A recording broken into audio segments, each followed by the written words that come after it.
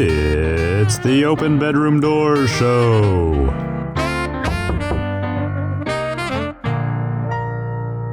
I'm Angela Skirtu, and I open bedroom doors. Hello, everyone. I'm Angela Skirtu. I am a licensed marriage therapist and an ASEX certified sex therapist, and we have a great show for you today. We have with us today Just Jude, and we're going to learn all about Jude today. So why don't you tell the audience a little about yourself? So I'm 60 years old. I am in the BDSM swinger lifestyle. So I am a submissive, flexible. So that's about it. Just me. Just you. This is a segment on the show we call Sex Positions, where I judge a unique topic in sexual health that I found in the media. Today's sex position topic is 8 2024 sex trends you've probably not tried but should consider. It's in Grazia magazine. And actually, I found one on shibari, which is a type of rope play. I have a lot of people reach out to me about different BDSM and kink topics. And shibari is just a type of rope play in which there's a bunch of things. You can be hanging from the rafters tied. It can be more about like the beauty and like almost a lingerie type of tying. So if you want to try it, totally cool. I would do research. Like, please research. This is the one thing that I have to say again and again. Do research and talk to your partner. If you do the research and figure out different ways to do this, there are classes you can take. There are videos online that you can watch to show you how to do this in safe ways. Actually, there's beautiful ways you can tie a partner up to just look gorgeous. Like some of it is just literally, it's a lingerie look that is rope centered. That is beautiful. So if you want to do rope tying, please have at it. I am not here to judge you. I'm here to encourage the love and the excitement that you get out of these different sexual experiences or erotic experiences. But my big request, my big judgment to all of you, you're not talking enough. You're not being direct with your partner. So please talk about what you want to do. Talk about what you're wanting to get out of it, and then do some research and get into a community where you can learn how to do it, because there are communities where they're teaching people how to do shibari rope tying. We're always looking for sponsors. If you're interested in sponsoring the next sex position, please reach out at openbedroomdoors.com and submit a contact form. We will even let you pick the position. Want to spice up your sex life? Then be sure to pick up a copy of my new book, From No to Yes Sex. Tired of routine sex? Feeling more like roommates than lovers? Wondering where the passion went or if it was ever really there? You're not alone. And guess what? You don't have to settle for a sex life that's just meh. Better sex doesn't start in the bedroom. It starts in your head. And from no to yes sex, I'll help you break free from shame, outdated beliefs, and unspoken frustrations that have been keeping you stuck. When you change the way you think about sex, you change the way you show up for sex. And that's where the magic happens. This book will help you understand why you're not getting the sex you crave. Rewire negative thoughts about sex, your body, and desire. And finally, learn how to communicate what you actually want in bed. You'll stop treating sex like an obligation and start wanting it again. No shame, no fluff, just straight talk and strategies, and a whole lot of yes moments. Yeah! This is the first book in my Open Bedroom Doors book series, where we strip away the awkwardness and build a foundation for lasting passion. Whether you're in a long-term relationship that's lost its fire or just tired of going through the emotions, this book is your invitation to transform your love life one thought at a time. Don't wait, order now. Let's dive right into this interview. I have with me Just Jude. She's Just Jude. And today we're going to talk about BDSM, actually. Yeah. So tell me, how long... Well, first just tell everybody what you do in the BDSM world. Because, I mean, people... It's funny as I'm doing this, like, most people don't know what BDSM is, or people don't know what, like, or they have misinterpretations. So, like, why don't you give a little intro to, like, what's BDSM first? BDSM really is it's such a variety, a wide range of things, of kinks, basically. You know, what do you want to do in the bedroom? There are doms and subs. Yeah, so we should say bondage, dominance, sadomasochism, right? Isn't that what BDSM stands for? But you are correct. Like there's more to it. Like even though like it's really the kink community and anything that's outside of the vanilla way of being sexual, right? And when most people think BDSM, they're like, oh my God, somebody's getting beaten. Well, they often think about the 50 Shades of Grey, which is a version, but most people in the BDSM community do not like 50 Shades of Grey because there wasn't a lot of really good consent conversations going on. Correct. They might have a contract in the 50 Shades, but there wasn't a consent. And there was a lot of coercion that was involved in that movie, which is, again, why people who are like real, like stone cold, I don't know, like, I don't know if that's the right way to say it. Like, I don't know if I'm stone cold, Angela. That's a thing. That's a good, well, tell me. So, but there's like different ways. So like, what are some of the different ways you can play in BDSM? Because I don't think people realize how many ways there are to be in that community. There's a true Dom. Okay. Is really not somebody, there's a difference. Like when people say to you, oh, I'm a Dom. And I'm like, no, you're not. But I love it. Just Jude is judging you because you're not quite a Dom. Because a true Dom thinks about everything, thinks about your total care. Mm-hmm. Like if I do this, how's this going to affect her?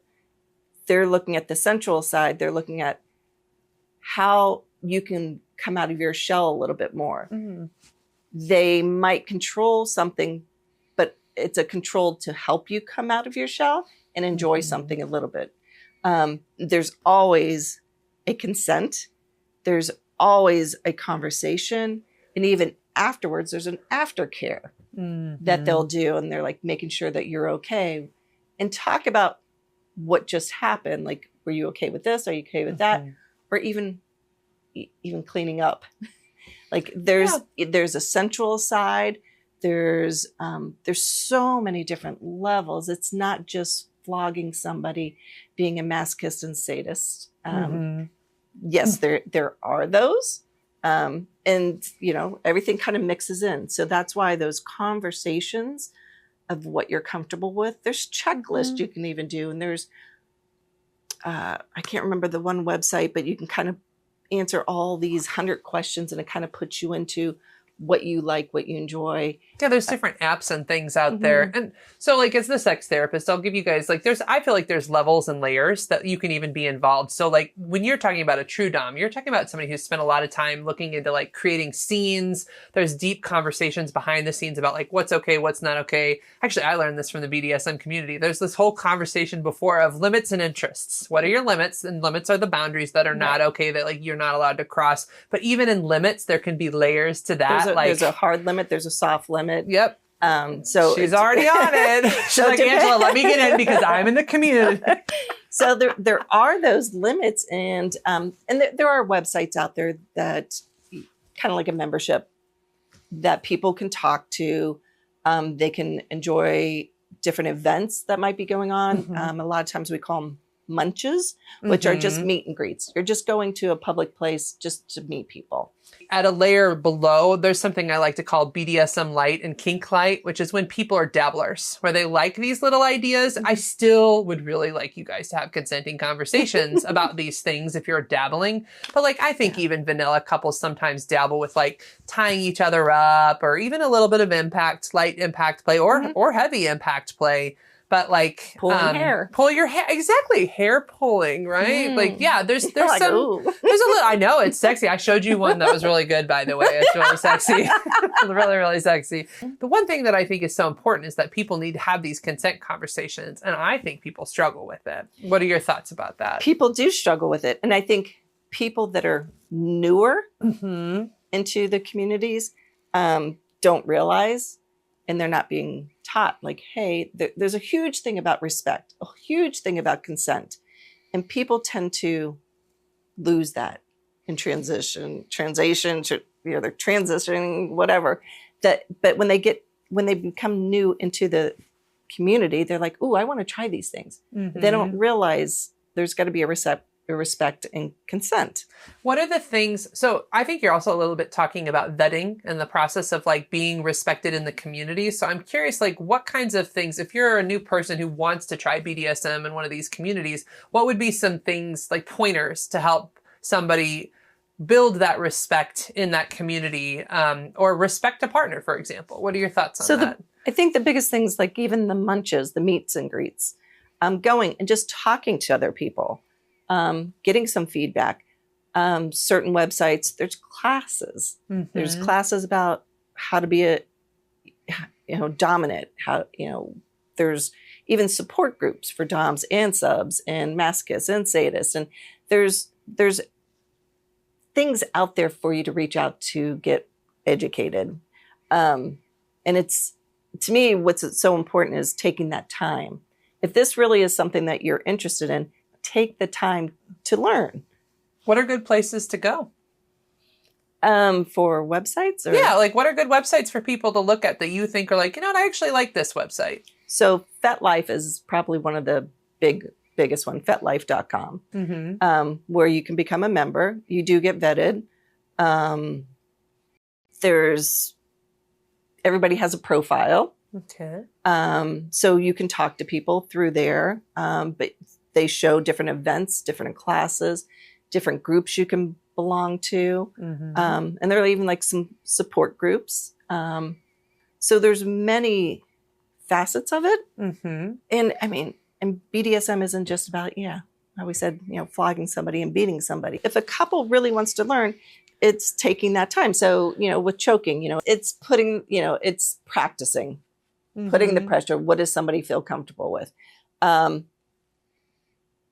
There's, we talked about consent, but then there's even the consent, not consent, consensual, consensual non-consent. There's times when people have a big conversation about like, actually, I'm consenting to you doing these things. Usually though, they've done it a few times and they feel like, you know what you're doing. So now like, I like the idea of having a sort of non-consensual scene, but it really was consenting to. Right. And that builds into the trust, right? So as with a partner, you build trust. So that communication, the practicing, going back and forth, talking about what you like, what you don't like, you build a trust with somebody. And not everything is overnight. So it's something you want to build up to. Once you trust somebody, you give that consent, they should know you well enough to know at that point what you're going to enjoy, what you're not going to enjoy, what limit can I go to. So I do want to talk about that very briefly. So there are people who have what we call their rape fantasies. And in real rape, you don't have a choice, and it is terrifying. So this isn't like, please don't do anything non-consensual. But there are people who have fetishized or gotten excited about the like, no, stop, don't. But like, really it is a yes. They've talked about it. There's just an excitement to that aggressive kind of like you're grabbing them, you're taking them, and so that's part of what's involved in that scene. And so this consensual non-consent is essentially an ability to create this like role play around a non-consensual act, but that truly is consensual. They've just talked about it outside of the scene so that in their mind and their role play, they can play around with the concept of, no, stop, don't, you can't, but do it. Yeah. Right? And like, it's a little, and it gets more aggressive. And like, sometimes people like to wrestle around with each other. They like just a very visceral sexual experience, correct? Correct. Yeah. And with all that, I mean, there's a trust. Yes. But they're building trust, because then every time you do that scene and you've talked about what's okay or not okay before, then you show through action in the scene, hey, we were able to do the things we talked about. It felt respectful and safe. Then you're building, I feel like you probably build like crazy amounts of trust doing stuff like that. What do you think? Yeah. I mean, you have to, because if you don't have that, it does not work. Yeah. It's like, next. Move along. No, but I don't think people realize how much in consent conversations they're building trust with each other, right? Like, so I have a book, it's Helping Couples Overcome Infidelity. And in the book, I write about, I call it the trust equation. And it basically is say plus do over time equals earned trust. So every time your actions meet your words over time, you build trust in a relationship. So I imagine in the BDSM community, like literally all that time, spending time consenting and then showing through your sexy action that like, wow, like I can actually follow through with my word is like huge trust building. It is. It's extreme. And I've also learned that some people are working through trauma in the BDSM community. Could you And speak actually, a little bit to that? Yeah, because there are people who like to be in those. A lot of times, masochist and sadist. There's usually some kind of trauma somewhere in their life, and there's a reason why they enjoy certain acts. And some of those is because it puts you into I always want to say it's like a trance it's subspace. That's what they call it. Subspace, that where you're pushed to a certain limit, you're enjoying it, but at the same time you're in this subspace where it's just going. And a way to, so if you're a business person listening to this, it's flow. Basically, have you ever heard of flow? When you're just in this zone and you're like, oh man. So subspace is the sexual version of flow in the workspace, where you're just like in it and you're feeling good. But the difference is consent. So like when you are put into a situation where you're not consenting, you don't go into flow, you go into dissociation. Yeah. But flow or subspace is when you're like in it and you are like it's like being on a higher plane, right? Right. You just I don't know how to explain it. You just kind of zone out, but you're in a zone. Yeah. Hopefully. I may or may not be speaking from experience. I can neither confirm nor deny. But yeah, I mean, it is. It's enjoyable. Yeah, but like to get there though, again, you have to have words. Practice. Oh, safe words as well. Safe words. I'm curious about these safe words. So like, is it like the safe word and that shuts everything down, or are there even layered safe words for people? Usually a safe word will shut it down. Okay, so safe word is like, no, we're stopping. What's a good safe word you've heard? There's all, people use some of the strangest things. I think one point, I even used the word umbrella. Umbrella. How can you use a safe word though if you're like, because I know people do gags and stuff like that. So like, what would you do for that? Then you have that communication of your hands. Oh, okay. Or so somebody, like, you're like a ball man. Well, sometimes your hands could be on their hands. So if you do a double tap, they've had people where they'll hold a ball. And if it becomes too much, they'll drop the ball. I've heard, that's so cool that you mentioned that. I knew this couple that the ball was the way they did it because they liked the gagging and they also liked the choking. But so that was the way that they were kind of saying, boom, all right, and we need to let that. So there was some way to communicate. There's always some way to communicate. But you got to talk about that with your partner and figure that out. And, I have worked with a lot of people in the BDSM community. As a sex therapist, it's my job to work with all the people. And I love all your values and you can be whatever you need to be. But it was interesting. There was one situation where it was a woman in a sub-dom position. And the thing that he did that she said was so sexy is every now and then he'd like grab her chin, look her in the eyes and be like, hey, are you with me? Like, and that was like consent in the moment, but in a really sexy way. And I was like, I could even feel it myself. Like, I see why. Because he wanted to make sure she was present, she was in it, and she was enjoying it. Because she actually had dissociation where she would sometimes go to, I call it going to Neverland when you dissociate. And so him bringing her back was like, oh, I'm present and I'm very present. And it is. And that's what, like when you're with your partners, having as you said, touching the face and just saying, are you okay?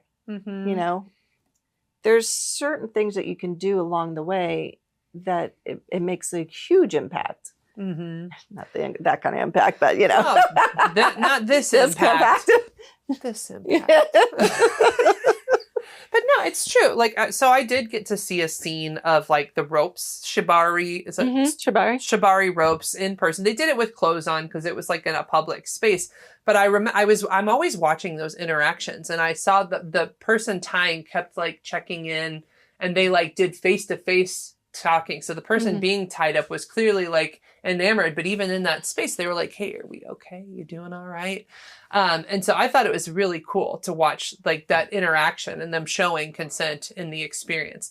So we're towards the end of this interview. I want to, for anybody who is interested in learning about the BDSM community or potentially getting involved, what one piece of advice would you give newbies trying to trek into the field of BDSM? Do some reading. Maybe get onto fetlife.com. Get into some groups, come to some of the meet and greets, talk to people. There's nothing wrong, and there's no judgments in going to these and meet and greets and just talking to people and kind of see how you feel. And I want to add, you can just be a fly on the wall too. You don't have to interact the first time you go. You can just be an observer, get used to the experience. You can talk the second time or the third time. Yeah. Bring a friend. Bring a friend. I love it. Bring The a more friend the to your merrier. BDSM community. Well, we have been speaking with Just Jude. Thank you so much for your interview. No problem. Thank you. That's too spicy. Well, guys, on the Open Bedroom Doors show, we often have content that's a little too spicy for your typical social media platforms. So for those of you who are like, I love everything Angela Skirtu and I want to know all the spicy details, we actually have a space where we put the uncut shows, and it is at patreon.com/openbedroomdoors. So you can subscribe to that channel and get all the behind the scenes, all that spicy stuff that I wasn't able to put in the show. That's too spicy. So I hope you can join me at patreon.com/openbedroomdoors. Keep in mind, that is how you support me. So it is a subscription channel where you have to pay to subscribe, but you are becoming a supporter of me and putting out this awesome content as a result. So please join me for those spicy things. Want to be a sponsor for the show? So we have all kinds of sponsorship opportunities, from endorsements to sponsoring an entire episode to sponsoring a section of episodes. And if you would like to become a sponsor, please go to openbedroomdoors.com and look for the sponsorship page to become a part of this show. We would love to have you. So if you want to be a sponsor, we have so many opportunities. This is how you support the show and you become a part of something cool. Because this show is all about creating sex education for free to educate the masses. So please visit me at openbedroomdoors.com and become a sponsor. Hi everyone, I like to answer your questions on every episode. Today I have with me my BDSM bears, Barry Bonds and Consent Cub. And we're answering your questions. As always, leave your comments below if you have any questions, or you can submit a contact form at openbedroomdoors.com. So today's question is, what do I do if my guy doesn't want to have sex? I try to flirt, put in effort, wear sexy lingerie. He doesn't seem interested.